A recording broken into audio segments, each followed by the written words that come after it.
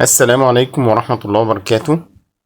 الأستاذ محمد فارس مذيع برنامج الأهلي خط أحمر بيرد رد قوي جدا على حسين لبيب اللي مش مسؤول ومش قد المكان اللي هو فيه، لأنه طلع يهدد كل الناس اللي مش هيقولوا على النادي بتاعه أكبر قلعة رياضية في مصر. ونزل بوست للإعلام السعودي ورئيس نادي الكواكب السعودي دباس الدوسري.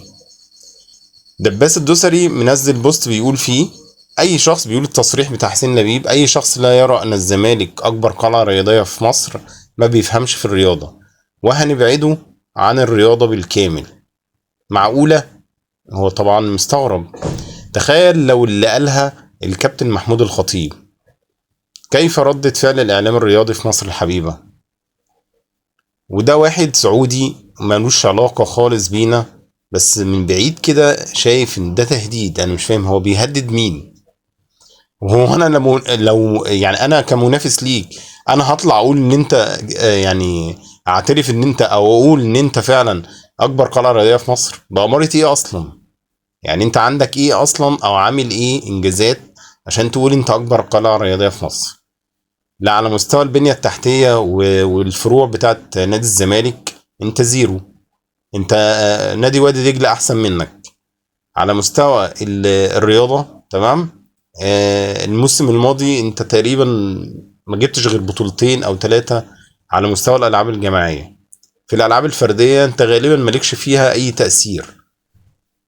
فعلى اساس ايه انت اكبر قلعة رياضية في مصر؟ بيقول محمد فارس: لما كابتن احمد بلال قال تصريحات قبل الماتش فيها تقليل من الزملكاوية وفيها مبالغة من الاهلاوية نفسهم قبل الزملكاويه رفضوا الكلام ده وقالوا دي تصريحات مش مقبوله وفيها تعالي وغرور. بعد الماتش ما اعرفش واحد اهلاوي ما كتبش ان الزمالك كان افضل في المباراه واستحق الفوز. وده حقيقي، لان احنا اصلا ما كناش موجودين، فبالتالي الفريق التاني ايا كان هو مين، لو بنلعب اسوان برضو كنا نقول ان اسوان يستحق الفوز.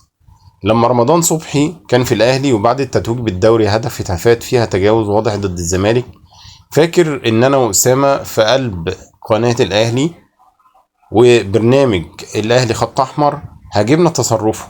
وعلى فكره كل الحاجات دي مش مثاليه من الاهلاويه، انما ده سلوك ناس بتحترم نفسها وعندها منطق، ناس عارفه مسؤوليتها وقدها.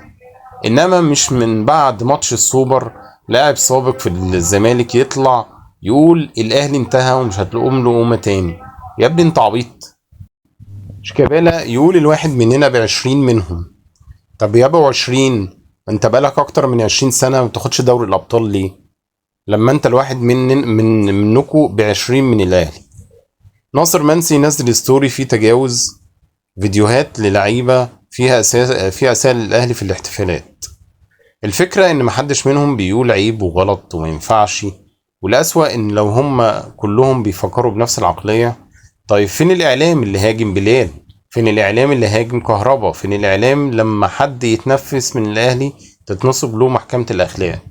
الكل ساكت وبيتفرج. احفظوا المواقف دي عشان لما حد بعد كده يطلع يتكلم عن الاخلاق والصح والغلط، الناس تبقى عارفة انها ماسكات بتتلبس في مواقف معينة بس، وإن الناس دي عمر ما كان هدفها الصح والغلط ولا الصالح العام.